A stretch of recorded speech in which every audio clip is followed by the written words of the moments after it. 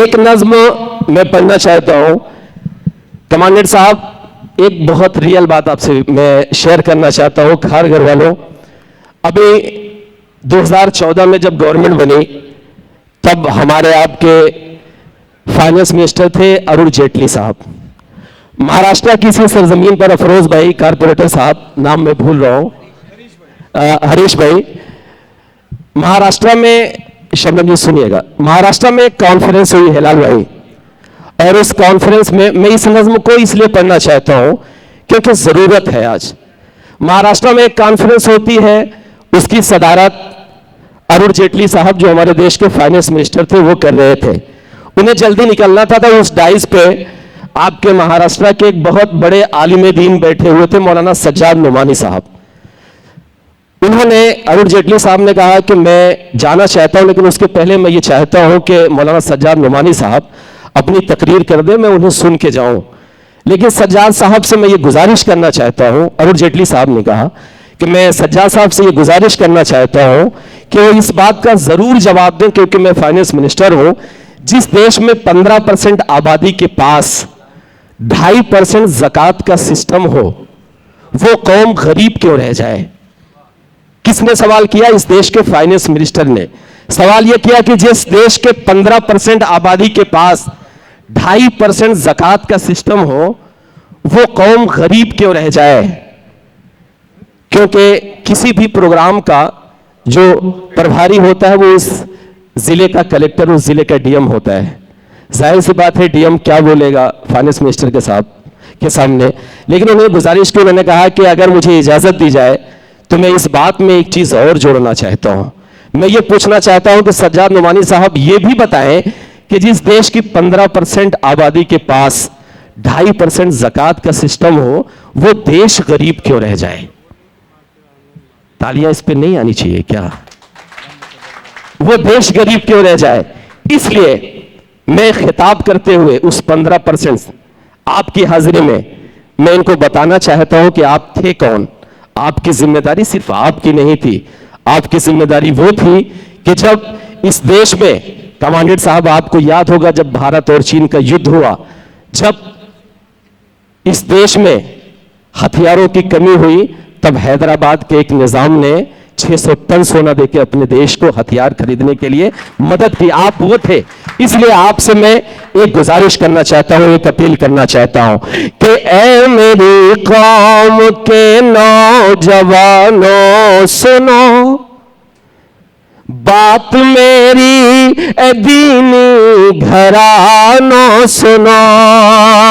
आज तुमको तुम्हीं से मिलाऊंगा मैं, क्या हो तुम ये हकीकत बताऊंगा मैं। आज तालीम से दूर तुम हो गए, अपनी किस्मत पे मजबूर तुम हो गए। तुम ही तो मुस्तफा के जमाने से हो, हाँ तुम्हें मुतलिब के घराने से हो। घर बचाना है अब दीनो ईमान को। एक बात कमांडेंट साहब कही जाती है कि मुसलमान का मतलब होता है मुसल्लम ईमान, सच बोलने वाला, दयानतदारी रखने वाला और किसी का हक न मारने वाला। लेकिन आज इतनी कमियां हम में आ गई हैं कि हमें अपना ईमान बचाना मुश्किल हो गया है। इसलिए मैं पढ़ना चाहता हूं कि ऐ मेरी कौम के नौजवानों सुनो बात मेरी, ए दीनी घरानों सुनो। आज तुमको तुम्हीं से मिलाऊंगा मैं, क्या हो तुम ये हकीकत बताऊंगा मैं। कि घर बचाना है अब दीनो ईमान को, घर बचाना है अब दीनो ईमान को। जागना होगा हर एक मुसलमान को, जागना होगा हर एक मुसलमान मुसलमान को क्यों जागना होगा? मैं पढ़ता हूं कि क्या खबर है कि तुम किस वसीले से हो, कि क्या खबर है कि तुम किस वसीले से हो। आज जब हम फिरोज भाई सियासत की शुरुआत करते हैं तो सबसे पहले फॉर्च्यूनर गाड़ी चाहिए। आज हम जब सियासत की शुरुआत करते हैं तो सबसे पहले रीबॉक का शूज चाहिए। आज हम जब सियासत की शुरुआत करते हैं तो सबसे पहले 4-5 गनर बॉडीगार्ड चाहिए। लेकिन मैं अगली बात जो कहने जा रहा हूं, एक ऐसी शख्सियत का नाम लेने जा रहा हूं जिनके पास सिर्फ एक कुर्ता होता था और उसमें 36 पेवंद लगे होते थे, जिनके पास 3 बर्रे आजम में, पूरे बर्रे सगीर में उनकी हुकूमत हुआ करती थी। जब एक बार मुल्क शाम से एक दूत आया तो उसने पूछा कि आपके सुल्तान कहाँ हैं? तो मक्का के और मदीना के लोगों ने कहा कि एक खजूर का दरख्त है, वहीं पे एक शख्स लेटा होगा, जाइए वही इस देश के सुल्तान है। तब पढ़ता हूं, भैया माइक इसका तेज करिए, काहे धीमा कर दे रहे हैं? बंदिश है कोई क्या?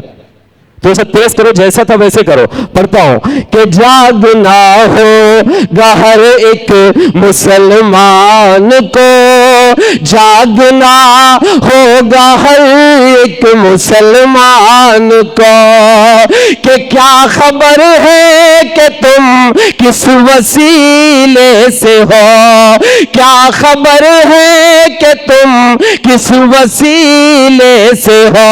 तुम तो हजरत उमर के कबीले से हो, तुम तो हजरत उमर के कबीले से हो।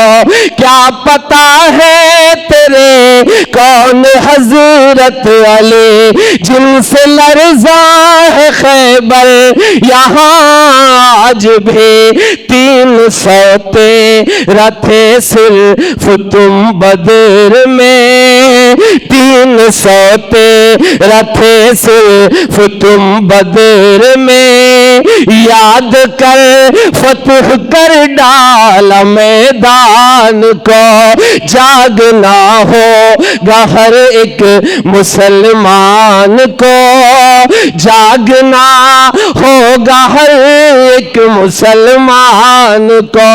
कमांडेंट साहब, एक बात मैं बड़ी जिम्मेदारी के साथ कह रहा हूं, और वो बात इसलिए कह रहा हूं मेरे खारगर के सभी दोस्तों की हाजिरी में, कि तुमको होना था क्या और क्या हो गए, तुमको होना था क्या और क्या हो गए।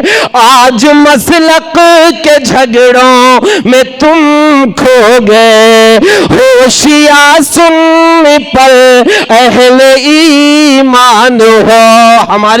हमारी जिम्मेदारी तो ये थी कि हमें हिंदू, मुसलमान, सिख, ईसाई सबको साथ लेके चलना था, लेकिन आज हम आपस में ही लड़ रहे हैं। तब पढ़ता हूं, सुनिएगा, कि हमको होना था क्या और क्या हो गए। आज मसलक के झगड़ों में तुम खो गए, होशियार सुनने पर अहले ईमान हो। जो भी हो पहले तुम एक मुसलमान हो, फिर से होगी दिलों पर हुकूमत तेरी।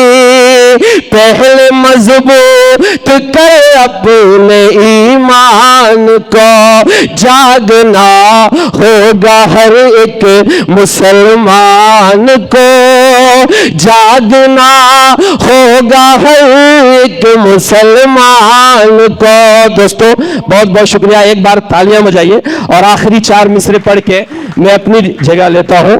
यहां पर मेरे भाई सारे लोग बैठे हुए, सियासत से भी जुड़े हुए लोग बैठे हैं। आखिर में एक बात कह के मैं आप सबसे विदा लेता हूं, और वो बात ये कहना चाहता हूं कि जो मंदिर और मस्जिद पर सियासतदारी करते हैं, ये सच है अपनी ही नस्लों से वो गद्दारी करते हैं। ये हिंदुस्तान की मिट्टी है, यहाँ तो एक चटाई पर मुसलमान हिंदू बैठ कर अफ्तारी करते हैं। मुसलमान हिंदू बैठ कर अफ्तारी करते हैं। दोस्तों बहुत बहुत शुक्रिया शहनवाज भाई, मुबीन भाई और मेरे जितने भी बड़े हैं। मैं एक बार सबका शुक्रिया अदा करता हूं। यकीनन मुशायरा अच्छा हुआ, लेकिन आखिर में विदा होते होते मुझे एक बात ये कहनी ज़रूरी है कि पता नहीं क्यों कमांडेंट साहब, अफरोज भाई, अली अनवर भाई, जावेद साहब के गीतों भरी सुहानी हंसी रात हो न हो, महफिल में फिर दोबारा कभी बात हो न हो। महफिल में फिर दोबारा कभी गीतों भरे सुहाने हंसी रात हो न हो। महफिल में फिर दोबारा कभी बात हो न हो। महफिल में फिर दोबारा कभी बात हो न हो।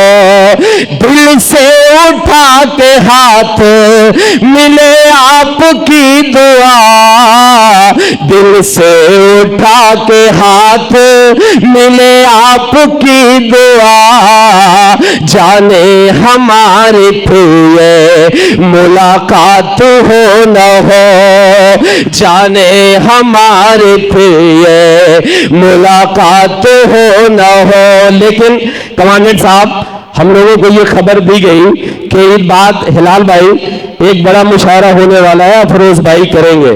और इसलिए देखिए हम लोग क्या है ना, हम लोग चलते फिरते फकीर हैं तो अपना धंधा भी पक्का कर लेते हैं, तो इसलिए नाउम्मीदी कुफ्र है कमांडेंट साहब।